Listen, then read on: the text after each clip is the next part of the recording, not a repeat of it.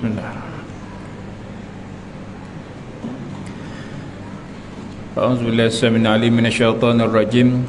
Bismillah walhamdulillah wa kafa billahi nasira. Assalamualaikum warahmatullahi wabarakatuh. Alhamdulillahillazi hadana lihaza wa ma kunna linahtadiya laula an hadanallah. Allahumma salli ala Sayyidina Muhammad wa ala alihi wa sahbihi wa sallam wa man walah. Iftah alaina futuhal arifin. Ya Allah, buka kepada kami pintu-pintu kefahaman. Warzuqna fahman nabiyyin wa hifzal mursalin wa ilhamal malaikatil muqarrabin fil afiyatin birahmatika ya arhamar rahimin. Rabbana afriq alaina sabran. Ya Allah, limpahkanlah ke atas kami sifat-sifat sabar. Wasabbit aqdamana, dan teguhkanlah pendirian kami. Wansurna alal qaumil kafirin, dan menangkanlah kami semua ya Allah ke atas golongan yang memusuhi kami. Rabbana afriq alaina sabran. Ya Allah, limpahkanlah ke atas kami sifat-sifat sabar. Wa tawaffana muslimin, dan matilah kami semua ya Allah dalam keadaan berserah diri kepadamu ya arhamar rahimin. Wassallallahu alaihi wasallam Muhammad. Alhamdulillah. Semua yang dikasihi Allah Ta'ala sihat semua? Alhamdulillah. Semua alhamdulillah. Dan seluruh kepada pengurusan surah An-Nur, muslimin muslimat dikasihi Allah Ta'ala. Kita sambung perbincangan tentang sabar itu cinta. Malam ini kita lihat bagaimana Allah Ta'ala nak menjelaskan bahawa matlamat sabar itu untuk apa? Matlamat kesabaran. Kita nak capai apa sebenarnya? Boleh ya? Dalam pertemuan yang sudah, kita bincang tentang situasi, kita bincang tentang kepentingan, kita bincang tentang keperluan. Jadi hadirin semua, bila kita faham bahawa sabar ini adalah kita nak tahu cara menguruskan situasi itu, kita akan tahu apa yang kita nak capai nanti. Kita akan tahu apa matlamatnya nanti. Kita akan mendapat apa hasilnya nanti. Boleh ya? Kerana itu semua dikasihi Allah Ta'ala. Bila bincang tentang sabar, nak ulang lagi sekali, hadirin nak belajar cara menguruskan situasi. Ya? Cara nak menguruskan situasi. Kerana nak capai sesuatu, ada matlamat dia. Kenapa kita nak kena faham cara menguruskan situasi? Pertama adalah mengharapkan keredaan Allah. Boleh ya? Dalam apa jua situasi hadirin, saya dan semua sekali bila berhadapan dengan situasi itu, hadirin kena faham, dalam situasi itu nak harapkan keredaan Allah. Boleh ya? Jadi Allah Ta'ala berfirman, a'udzubillahi minasyaitonir rajim, wallazina sabaru ibtigha'a wajhi rabbihim wa aqamus salah wa anfaqu mimma razaqnahum sirra wa alaniyatan wa yadra'una bil hasanati sayyi'ah ulaika lahum uqbad dar. Allah berfirman dalam surah Ar-Ra'd ayat yang ke-22, dan mereka yang bersabar kerana mengharapkan keredaan Allah.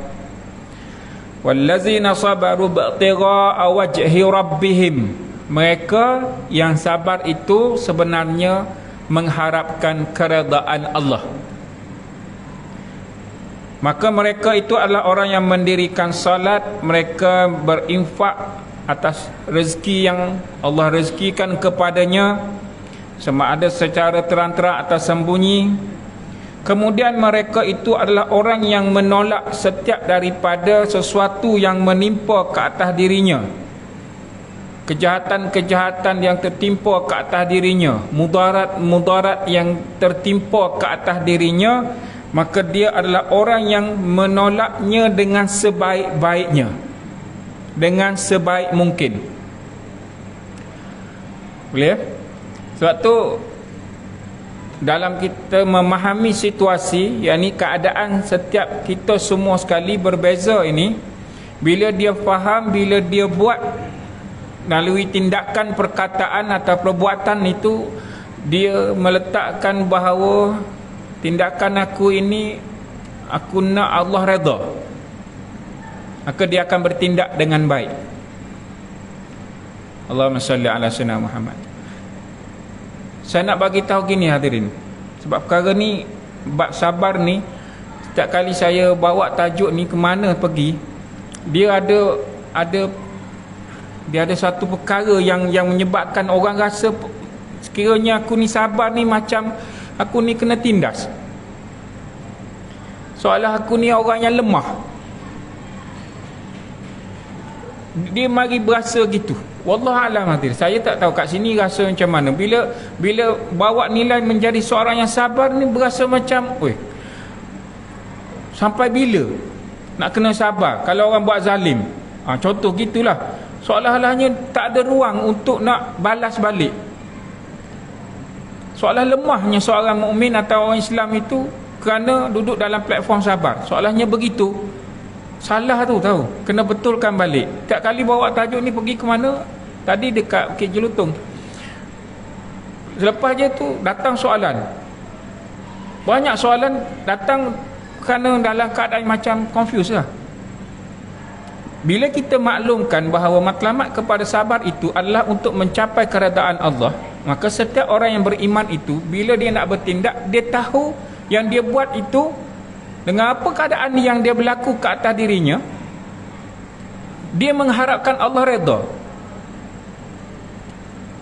Dia menolak. Tengok ayat bila Allah Ta'ala bagi tahu, wa yadra'una bil hasanati sayyi'ah, bila mana kamu menolak setiap kejahatan, setiap kemudaratan dengan baik. Kita pun faham bahawa bila berlaku apa-apa, boleh tak kita nak tolak itu dengan baik? Maksudnya ada tindakan lah, bukan biar je. Dengan saluran yang baik, dengan cara yang lebih baik. Kalau orang, contoh ini perkara yang berlaku dalam situasi dalam masyarakat kita. Orang maki kita, kita kena marah ke orang. Saya nak tanyalah, secara spontannya kalau kita jawab, orang marah kita buat apa? Kita marah dia balik. Macam itulah kan, kalau secara umum lah kan. Spontannya, sepintahnya, orang maki kita, maka kita maki dia balik. Samalah, jadi samalah kita dengan dia, jadi serupa je lah. Kan? Contohlah, orang mari tu kata kepada kita, kau ni memang bodoh lah. Kita nak jawab dia bodoh juga. Jadi kita dengan dia sama bodoh lah jadi. Sebab Allah kata, wa yadra'una bil hasanati sayyi'ah, kamu kena tolak orang yang berkata kepada kamu itu dengan perkataan-perkataan yang tak baik, maka tolak balik kepadanya dengan cara yang baik. Perkara ni kita kata, macam ni susah. Tak, dah kita kata susah, memang susah. Sekarang ni yang nak menjadi seseorang itu bertambah baik, sekarang yang nak jadi baik itu siapa? Kita lah kan. Kita nak tambah nilai diri menjadi seorang yang lebih baik. Setuju tak ni? Kena latih hadirin. Sungguh saya cakap, perkara ni kena latih, kena usaha dengan sebaik mungkin supaya dalam keadaan yang kita faham, bila kita jawab balik dengan cara yang baik, Allah redha. Saya nak poin kat sini, bermaksud orang yang berlatih diri berada dalam kesabaran, bukan dia lemah, dia bukannya tak boleh jawab balik, dia boleh jawab, tapi dengan hikmah, jawab dengan tunjuk yang bahawa kita adalah orang yang beriman. Boleh tak ni? Rasa berat lah kali ni. Tak. Tak berat sebenarnya. Oleh kerana kita pernah melatih diri kita ni, asal cakap saja, kalau jawab mesti jawab lebih dahsyat daripada dia, maka tak jauh lah kita dengan dia, lebih kurang lah. Itu yang sebenarnya. Tak jauh lah, lebih kurang. Lihat ni, hadirin yang dikasihi Allah Ta'ala, kita kena faham bahawa orang yang beriman, dia mengharapkan Allah redha. Boleh ya? Kenapa? Kerana syurga merupakan barang dagangan yang amat mahal. Kata Dr. Yusuf Qaradawi dalam kitab asalnya As-Sabru fil Quran, bahawa syurga merupakan barang dagangan yang mahal, yang tiada ada jalan yang lain sekiranya berhasrat, berkehendak, yang menginginkan kepada syurga itu harus membayar dengan harga yang setimpal dengan nilai sebuah syurga itu sendiri. Dah syurga-syurga ni mahal. Ada ni sanggup bayar berapa dengan nilai sebuah sesuatu yang dikatakan mahal itu? Sanggup bayar? Sanggup bayar. Biarlah mahal macam mana pun, dah sanggup. Duit shilling harga yang duit shilling 20 sen tahun 75, 76 yang zaman-zaman sebelum ni kan, orang bayar sekeping RM580 contoh. Dah dia nak, padahal nilai duit itu sekeping 20 sen, tapi nilai ke atas barang yang kerana lamanya dia itu membawa nilai yang tinggi, dia bayar. Hadirin, nak bayar berapa harga untuk syurga? Dengar, sebab dia tahu syurga merupakan barang dagangan yang mahal. Tiada ada yang menginginkan, yang berhasrat, yang bercita-cita untuk ke syurga harus membayar dengan harga yang setimpal dengan syurga itu sendiri. Diumpamakan, dimisalkan seperti sebuah barang dagangan. Sanggup nak bayar macam mana? Kerana itu bila Allah Ta'ala bagi tahu kepada kita semua, bila kamu wayadra'una bil hasanati sayyi'ah ulaika lahum uqbaddar, maka baginya balasan yang sebaik-baiknya di akhirat. Apakah balasan yang sebaik-baiknya di akhirat? Syurga. Balasan yang sebaik-baiknya di akhirat adalah syurga. Siapa? Wallazina sabaru ibtigha'a wajhi rabbihim. Mereka yang sabar itu mengharapkan keredaan Allah. Mereka itu orang yang mendirikan solat, yang menginfakkan harta, yang menolak setiap kejahatan mudarat dengan cara yang baik. Mudarat yang berlaku ke atas diri kita, musibah yang berlaku ke atas diri kita, hadirin, tolak yang bagaimana? Tolak.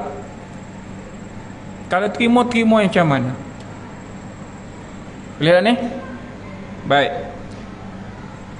Maka Allah Ta'ala sambung dalam surah Ar-Ra'd ayat yang ke-23, jannatu adnin yadkhulunaha wa man salaha min abaihim wa azwajihim wa zurriyatihim wal malaikatu yadkhuluna alaihim min kulli bab.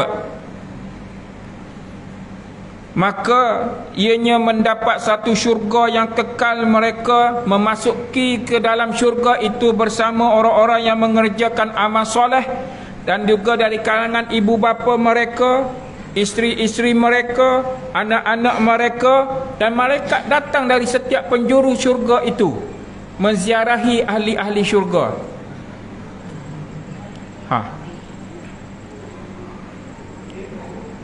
Okey tak ni? Berasa macam mana ni? Para nabi dan para penyampai dakwah dan sesiapa yang beriman telah membayar harga tersebut sebelum ini. Mereka yang sesudah kita ini telah pun membayar dengan harga yang sama.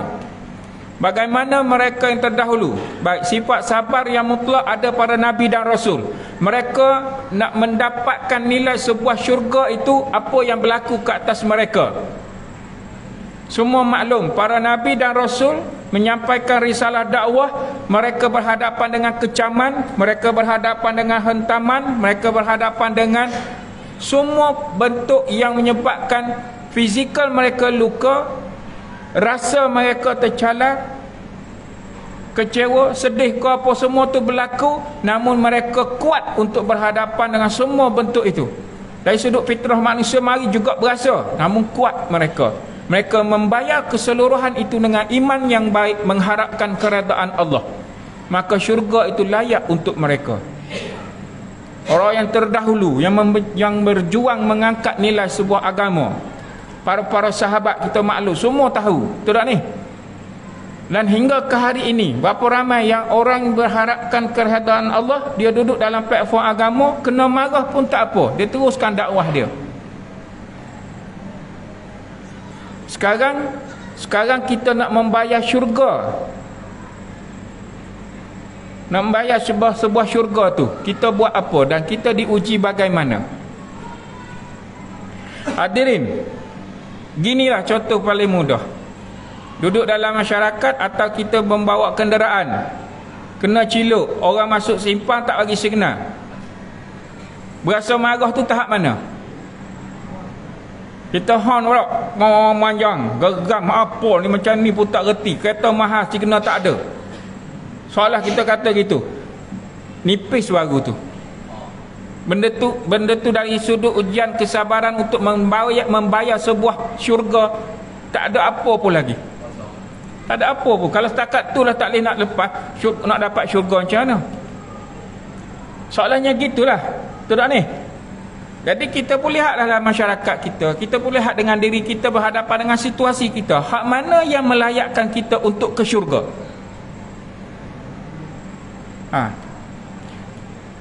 Hak mana nak melayakkan kita mendapatkan suatu bentuk ujian itu, yang barang dagangan yang nak mahal, yang kita nak tukar setanding. Sebab Allah bagi tahu mereka yang sabar, yang mengharapkan keredaan Allah, dia ke syurga, dia dapat syurga. Dengan keadaan sekarang ni, boleh ikut tak ni? Mereka terdahulu mengangkat nilai agama, kita faham. Rasul bagaimana, para sahabat bagaimana, dan berterusan hingga ke hari ini dengan nilai dia untuk perjuangkan dengan agamanya. Ada yang layak dia untuk sampai kepada syurga. Sekarang kita diuji dengan sakit-sakit yang macam mana menyebabkan kita layak untuk mendapat syurga Allah Ta'ala. Sekarang kita beribadah kepada Allah Ta'ala, ibadah mana yang padanya dinilai layak untuk mendapat syurga Allah Ta'ala. Kalau kita disakiti oleh orang, yang kita disakiti itu kita santuni dengan baik itu, hak mana yang layak untuk kita mendapat syurga Allah Ta'ala? Gitulah lebih kurang. Boleh ya? Okay, baik. Maka harga itu adalah sabar atas ujian yang menimpa harta, penderitaan yang menimpa badan, kesedihan yang melukai jiwa. Maka kesedihan ini harus mencapai batas yang dikatakan kepada para rasul, bilakah datangnya sebuah pertolongan daripada Allah. Maka yang diuji, yang dimenjadikan harga untuk mendapatkan syurga Allah itu adalah sabar yang menerima ketentuan Allah. Maka dari semua dikasih Allah Ta'ala, orang-orang yang duduk dalam platform yang tidak beriman ataupun yang tidak Islam, mereka ada kesabaran mereka, dan bawa nilai ini dengan cukup baik. Contoh tadi jumpa dengan seorang sahabat, abang dia pernah duduk lama di Amerika. Dia kata kalau di kedai makan ataupun di kafe, yang bertugas tu, yang kat luar ni, seramai mana ada 2 orang je. Kalau kafenya sebesar ini, 2 orang je yang bertugas. Dan ada yang pernah jumpa seorang sahaja. Orang itulah yang ambil order, orang itulah yang bacuh, yang ambil order, yang buat order itu, orang itulah yang hantar. Baik, hadirin, bayangkan kalau kata ada seramai ini, setiap orang order dengan order yang berbeza, 2 orang ataupun seorang yang buat kerja. Berapa lama setiap orang akan dapat apa yang dia order? Berapa orang? Berapa lama? Sejam. Setiap orang bermula daripada sebelah sini satu order banyak. Dia kata apa kan? Selagi makanan itu tak sampai, mereka yang ada tu boleh duduk dengan baik. Kenapa? Mereka mengisi masa sementara sampai makanan dengan berbuat sesuatu yang beri manfaat. Mereka baca buku, mereka buat kerja mereka, sampai makanan mereka raikan. Agak-agak kita kalau 45 minit tak sampai lagi, kata ketuk meja lah kan. Nak niaga tak pegang. Hadirin. Baik, kalau sudut soalan, mereka yang menunggu tu sabar ke tak? Sabarlah tu. Sabarlah tu. Mereka menunjukkan sifat sabar itu. Betul tak ni? Menunjukkan sifat sabar. Mana sifat sabar dia? Menunggu itu. So dia menunggu dengan keadaan macam mana? Menunggu dalam keadaan baik, dengan mengisi masa itu dengan sesuatu yang beri manfaat. Beza. Beza. Sebab apa dia kata? Kawan ni buka, dia ada kafe lah, hampir ditunjal kepala. Tunjal ni maksudnya hampir nak kena oleh pelanggan. Dia minta maaf sebab staf salah ambil order. Jadi 5 orang daripada meja yang sama, 4 dapat, seorang tak dapat.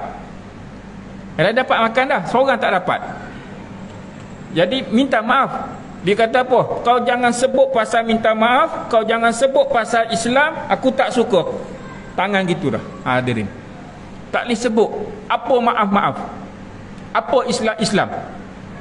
Hadirin, ni real berlaku di Malaysia lah. Beza tak ni? Maka hadirin, mereka yang duduk dalam situasi faham bahawa matlamat sebuah sabar itu adalah kebaikan untuk dirinya, melatih untuk dirinya menjadi orang yang lebih baik, dan sekiranya dia tidak Islam, maka kebaikan-kebaikan yang ditunjukkan itu berakhir di dunia. Orang yang beriman pula membawa matlamat sabar ini ke mana? Pertama, mendapat keredaan Allah. Yang kedua ke syurga Allah lah. Kedua ke syurga Allah. Sekarang saya bawa perkongsian ini, saya pergi ke mana? Saya mengajak orang untuk betulkan cara faham kita berkenaan sabar. Kenapa? Kerana akhir bagi orang yang beriman, hujung dia bawa nilai sabar yang baik itu, dia beroleh syurga Allah Ta'ala. Baik, sekarang kita pun tanya, yang mana melayakkan kita untuk ke syurga? Boleh Baik, hadirin, dalam surah Ar-Ra'd ni satu motivasi yang besar untuk kita faham bahawa syurga ni bagaimana dan siapa penghuni syurga. Baik, tadi Allah bagi tahu dalam surah Ar-Ra'd ayat ke-23 tadi kan. Benda ni awal-awal lagi memang dah maklum, ini nak bagi tahu sebagai motivasi. Hadirin, masuk syurga itu bersama dengan orang yang beramal soleh. Pertama, bersama dengan kedua ibu bapanya. Ketiga, dengan isterinya. Keempat, dengan anak-anaknya. Masuk syurga berjemaah ni dengan ahli keluarga ni. Kemudian malaikat datang daripada penjuru daripada pintu-pintu syurga. Ni pintu sebelah sini, pintu sebelah sana. Wal malaikatu yadkhuluna alaihim min kulli bab. Malaikat pun datang. Kemudian malaikat kata apa? Malaikat bagi salam. Salamun alaikum bima sabartum. Sejahteralah ke atas kamu semua kerana kesabaran kamu di dunia dahulu. Baik. Soalan. Yang datang bagi salam tadi siapa? Malaikat. Setuju? Malaikat. Siapa yang bagi tahu malaikat yang datang bagi salam? Allah Ta'ala. Baik, dia bagi salam kepada siapa? Dia bagi salam kepada ahli syurga. Setuju tak ni? Dia bagi salam kepada ahli syurga. Baik, soalan. Siapa ahli syurga itu? Orang yang sabar. Baik, soalan lagi. Siapakah orang yang sabar itu hingga dimasukkan ke dalam syurga? Hadirin. Dia kan, saya duduk dalam bidang training. Saya seorang trainer. Platform saya sebagai seorang trainer, bila kita bawa modul ini dalam corporate apa semua, dia panggil chunking question. Kita pecahkan lagi soalan itu sampai hadirin mari datang kepada kita. Soalan itu nak tuju kepada siapa sebenarnya? Nak tuju kepada siapa sebenarnya? Yang bertanya, setiap soalan-soalan yang tanya, Al-Quran banyak ajar, Allah banyak ajar kita supaya berfikir. Datangnya soalan-soalan. Baik, kalau tadi soalan dia, siapa yang datang bagi salam? Malaikat. Malaikat bagi salam kepada siapa? Ahli syurga. Siapa ahli syurga itu? Mereka yang sabar. Siapakah yang sabar itu sehingga layak dimasukkan ke dalam syurga? Nak jawab siapa? Pergi kemuncaklah soalan tu. Siapakah yang sabar itu hingga layak dimasukkan ke dalam syurga? Agak-agak hadirin nak jawab siapa? Macam-macam dah dengar jawapan ni. Baik, soalan. Kita nak ke syurga ke tak? Semua sekali. Nak ke syurga ke tidak? Awal-awal surah tadi Allah bagi tahu mereka yang sabar, wallazina sabaru ba'tigha awajhi rabbihim. Mereka yang sabar itu adalah orang yang mengharapkan keredaan Allah. Maka siapa yang nak harapkan keredaan Allah itu? Orang yang sabar. Mesti akan jawab macam tu. Balik pada soalan, siapa yang sabar itu? Hadirin kena jawablah, sebab kita nak masuk syurga. Hadirin kena jawab saya. Kena beranilah jawab. Siapa yang nak masuk syurga itu? Saya. Jawab gitu baru betul. Sungguhlah. Yang bagi salam itu siapa? Malaikat. Bagi salam kepada siapa? Ahli syurga. Siapa ahli syurga? Mereka yang sabar. Siapa yang sabar itu hingga dimasukkan ke dalam syurga? Jawablah saya. La ilaha illallah. Kau berasa macam mana ni? Kata layak. Dah kata nak ke syurga Allah Ta'ala. Duduk dalam satu platform yang kita berhasrat untuk ke syurga. Setuju tak ni? Kata Alih ni, kau salah soalan saya ni. Tapi sungguh hadirin, dia kena letak satu keadaan, satu yang diri kita ini, ya Allah, ya aku yang menjawab salam dalam syurga itu diriku, ya Allah. Yang menjawab salam para malaikat hingga Allah kata apa tadi? Salamun alaikum bima sabartum. Malaikat yang bagi salam sejahtera ke atas kamu kerana kesabaran kamu di dunia. Siapa yang jawab tu? Saya, ya Allah. Satu benda yang kita buat dengan cita-cita yang tinggi, dengan hasratnya kita, maka meletakkan satu keadaan ini, situasi ini adalah untuk melayakkan kita berada dalam syurga Allah Ta'ala. Maka usahalah sesuatu. Boleh tak ni? Siapa yang jawab salam tu? Allah marzuqna. Ya Allah, rezeki kepada kepada kami semua ya Allah. Alih ni pun jawab, nak jawab pun iya ke ni? Betul. Nanya. Jadi kena yakin lah, kena jawab. Soal bagaimana kita dapat itu Allah Ta'ala alam. Namun sekurang-kurangnya dah meletakkan satu hasrat. Hasrat, rupa hasrat ni begini hadirin.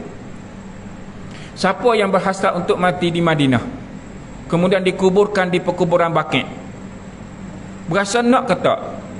Nak ceritakan sahabat-sahabat yang kita kenal, yang saya kenal apa, tiap kali kita buat Jumaah kan, pergi ke perkuburan Baqi' kan, ada sampai tahap benda ni sebenarnya tak perlu buat pun, sebab kita tak tahu mati kat mana. Namun dia meletakkan satu hasrat dan bercita-cita, ya Allah sekiranya dapat, boleh tak aku nak mati dekat Madinah dan dikuburkan di Baqi'. Dia pun cabut rambut dia, tak cabut, dia pun letak dalam tanah perkuburan Baqi'. Tak apalah ya Allah, aku tak dapat masuk kat sini, sekurang rambut aku ada kat sini. Sampai begitu sekali, nak menunjukkan bahawa dia ada hasrat.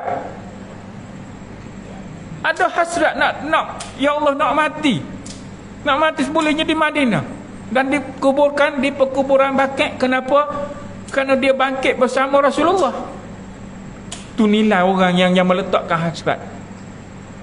Sama juga dia nak letakkan hasratnya untuk ke syurga. Dia buatlah sesuatu untuk melayakkan dia ke syurga.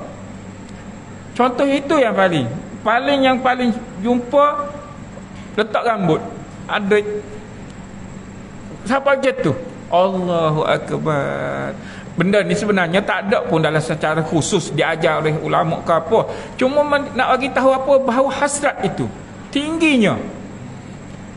Contohlah kita nak ajak anak, kita bagi motivasi ke anak supaya belajar dengan SPM ini, kamu akan duduk di satu tempat dipanggil universiti. Baik, kau nak pergi universiti mana? Dia pun kata, oh saya berasa nak pergi UIA lah. Baik, bawa dia masuk yang kereta, pergi kat UIA. Inilah universiti yang dipanggil Universiti Islam Antarabangsa Malaysia, UIA. Ini sini, jom kamu masuk, tengok keadaan. Bagi tak suatu nilai kepada diri dia. Dia pun tengok, oh begini, dapat masuk ke tidak, wallah ta'ala alam. Nama hasrat itu telah disampaikan ke situ. Betul tak ni? Tahu tak surah An-Nur ni dah lama ada kat sini? Tahu kan? Marilah baru tahu. Letaklah diri kat sini sekali, tengok, oh begini surau. Dia bercita-cita kat rumah, tak jadi bang. Dia rasa nak pergi, tapi rasa duduk kat rumah tak sampai-sampai. Jadi ya. Tapi sampai juga bila dihantar. Dihantar. Saya selalu pesan dan ingatkan pada diri, kepada jemaah, dan saya kata sesekali dah, hadirin ni semua sekali dah, sesekali pergilah masuk bilik VIP.